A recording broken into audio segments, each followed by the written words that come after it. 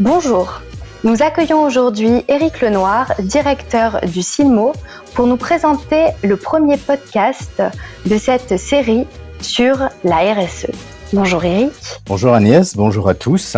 Je suis heureux d'introduire ce premier podcast dédié à la responsabilité sociale des entreprises et surtout au travail que le CILMO, Salon professionnel de l'optique lunetterie, a décidé et entrepris de mener avec sa communauté autour de ce sujet. Si partout dans le monde, la RSE génère des débats passionnés, soulève encore de nombreuses questions, il est temps d'agir aujourd'hui. Et cette RSE, qu'elle s'impose par la loi ou qu'elle soit adoptée par conviction, qu'elle soit vécue comme une contrainte supplémentaire ou au contraire comme une formidable opportunité de transformation, je pense qu'aujourd'hui, aucun secteur ne peut plus faire l'impasse sur cette fameuse responsabilité sociale des entreprises. En 2019, toujours fidèle à notre mission d'inspiration et de catalyseur de toutes les énergies de la filière optique lunetterie, nous avons entrepris donc de piloter une grande réflexion collective, et ce dans le but d'aboutir à une co-construction d'une démarche RSE solide, internationale, pour l'ensemble de la filière. En attendant la restitution d'un état des lieux qui est en train d'être réalisé auprès des professionnels du monde entier, nous vous proposons une série de podcasts dont ce premier épisode, que j'ai le plaisir d'introduire, va mettre en voix, si je puis m'exprimer ainsi, Géraldine Bouchot, donc directrice éditoriale des tendances et prospectives chez Carlin International, et Stéphane Popescu, fondateur du cabinet Cause 361. Les deux vont nous parler des attentes des consommateurs, de la quête de sens, de la résilience et surtout de l'impact de la crise actuelle sur les politiques RSE des entreprises. Je pense que c'est un tour d'horizon qui est plus que jamais nécessaire pour se poser des bonnes questions, alimenter nos réflexions. Et nous sommes, on le sait tous, à l'aube d'un futur qui devra faire rimer créativité et responsabilité, innovation et raison, performance et bienveillance. Et bien maintenant, place aux experts. Merci Éric. Nous allons maintenant accueillir Géraldine Bouchot, directrice prospective chez Carlin. Géraldine, pouvez-vous nous rappeler ce qui définit le périmètre de la RSE en termes de standards international ? Alors oui, tout à fait. En fait, la responsabilité sociétale des entreprises, qui est également appelée la responsabilité sociale des entreprises, c'est l'intégration volontaire par celles-ci des préoccupations sociales et environnementales à leur activité commerciale. Et bien sûr, leur relation avec les parties prenantes. Donc par exemple, une entreprise qui pratique la RSE va chercher à avoir un impact positif sur la société tout en étant économiquement viable. Et en fait, la norme ISO 26000, qui est un standard international, va définir le périmètre de la RSE autour de 7 questions centrales. La gouvernance de l'organisation, les droits de l'homme, les relations et les conditions de travail, l'environnement, la loyauté des pratiques, les questions relatives aux consommateurs et les communautés et le développement local.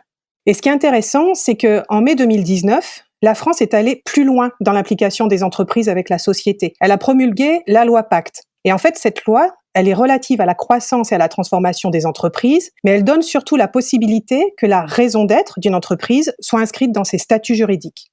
Donc la raison d'être d'une entreprise, ça va désigner la façon dont elle entend jouer un rôle dans la société au-delà de sa seule activité économique, et ce, juridiquement. Par exemple, la SNCF a formulé ainsi sa raison d'être, apporter à chacun la liberté de se déplacer facilement en préservant la planète. Elle a entré cette raison d'être dans son statut juridique. Et ce qui est intéressant, c'est qu'en fait, il s'agit d'une évolution du rôle attendu des entreprises qui correspond à une évolution sociétale majeure. Les citoyens consommateurs, ou comme on les appelle aujourd'hui les consommateurs, ont besoin de trouver plus de sens, d'utilité sociale auprès de l'entreprise ou de la marque qu'ils vont utiliser. Car tout part toujours des individus et de leurs besoins ou leurs envies, et de leur volonté bien sûr d'y répondre. Et du fait de ce contexte, voit-on de nouveaux comportements de consommation émerger ?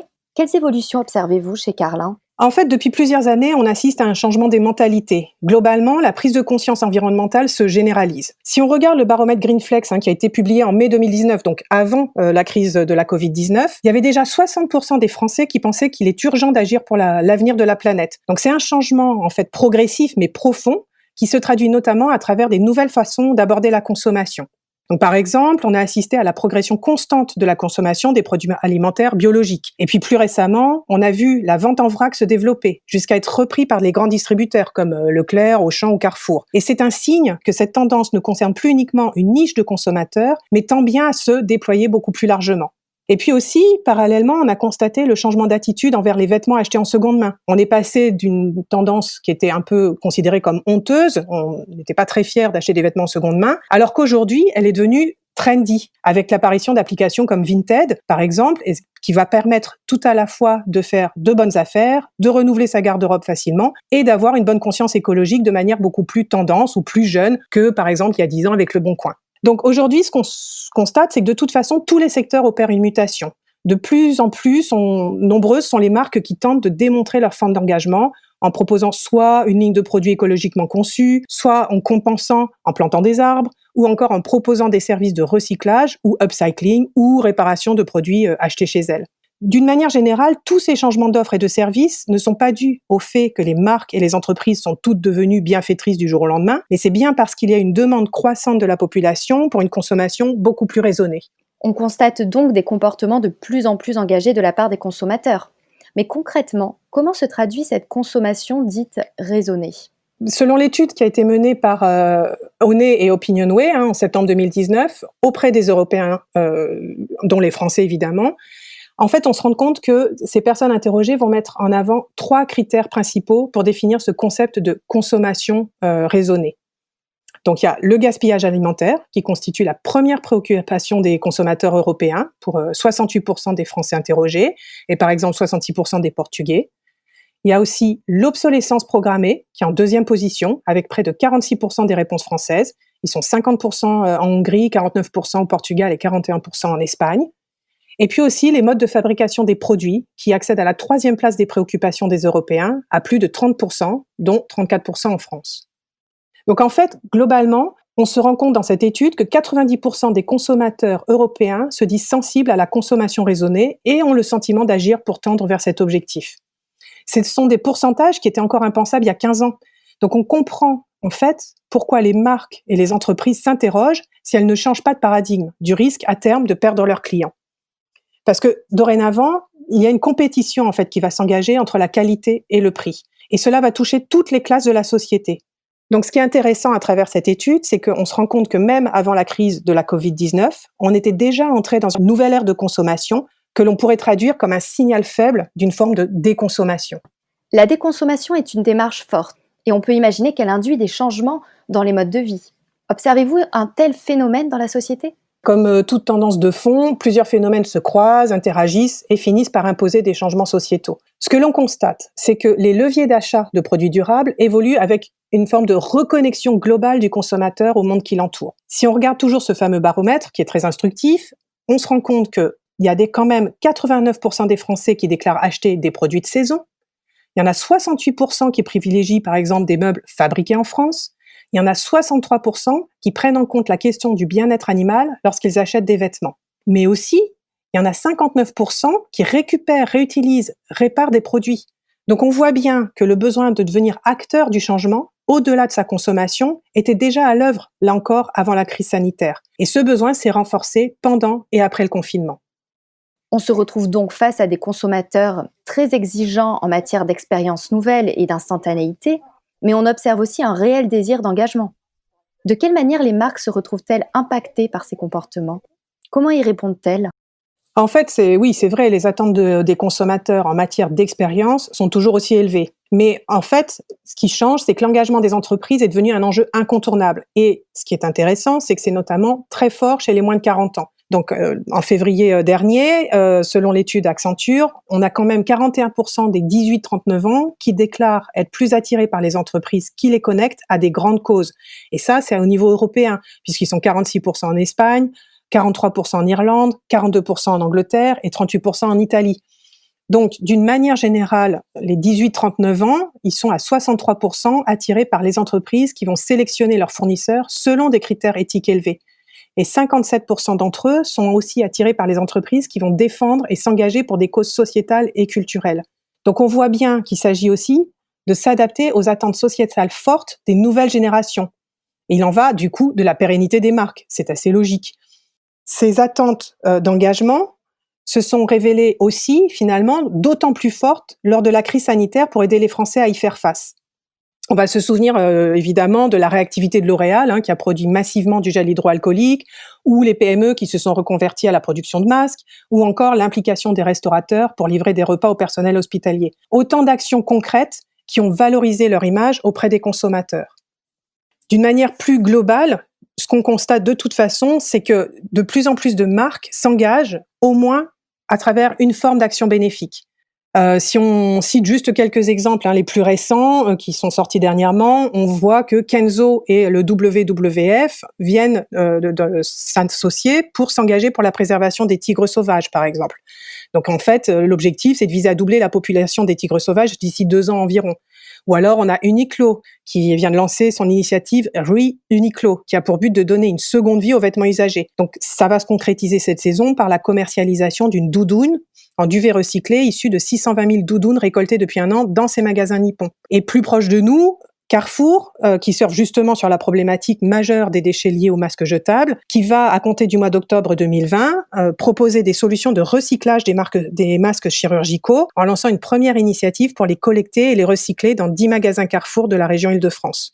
Mais il existe aussi, dorénavant, de nombreuses petites marques qui se créent sur Internet selon un modèle économique durable, comme par exemple Tipto, donc c'est une DNVB, ce qu'on appelle une Digital Native Vertical Brand, qui a pour mission dans son modèle de créer des meubles qui soient durables, mieux pensés et mieux produits. Et ce qui est intéressant, c'est que en plus de cet engagement environnemental, qui est fort, c'est que la marque a adhéré à la charte DNVB engagée et elle s'engage à travailler avec des ESAT qui accueillent des personnes en situation de handicap. Et Tipto s'engage également à soutenir l'association Toi à moi en mettant régulièrement à disposition du mobilier pour équiper des logements destinés aux personnes sans abri. Donc on voit bien que ce principe de petites marques, qui sont certes des petites marques de niche, en fait elles viennent concurrencer des marques plus mainstream via un modèle économique structuré selon une exigence RSE très poussée, et qui sont donc à même de séduire cette nouvelle génération de consommateurs de moins de 40 ans dont on vient de parler.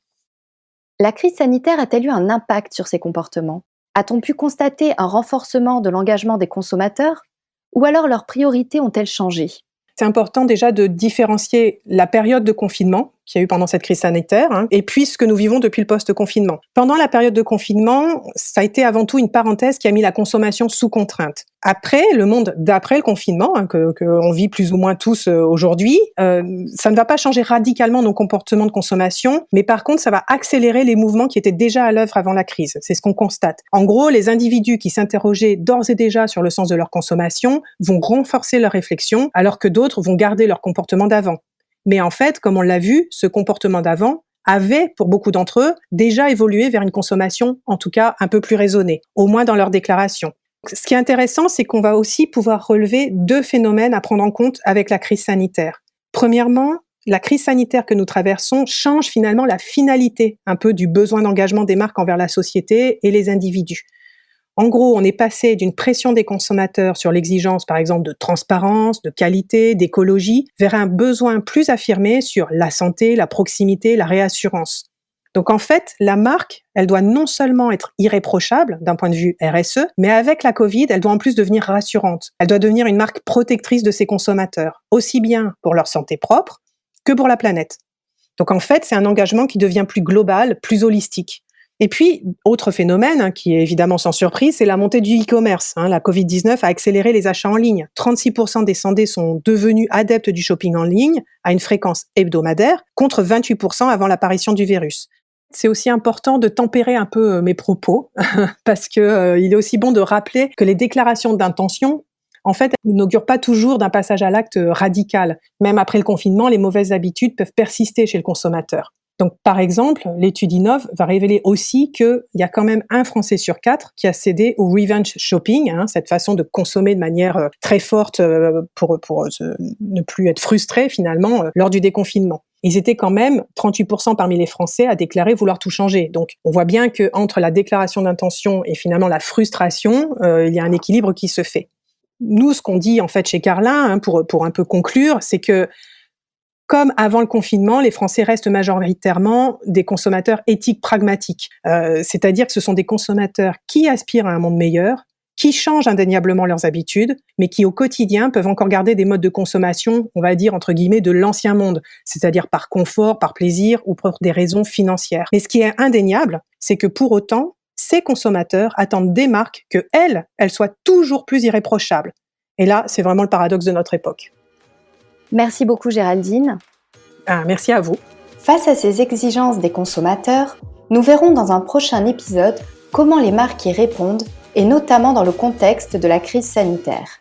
Nous accueillerons Stéphane Popescu, CEO de Cause 361, agence spécialisée dans l'accompagnement RSE des entreprises de mode. On se retrouve très bientôt.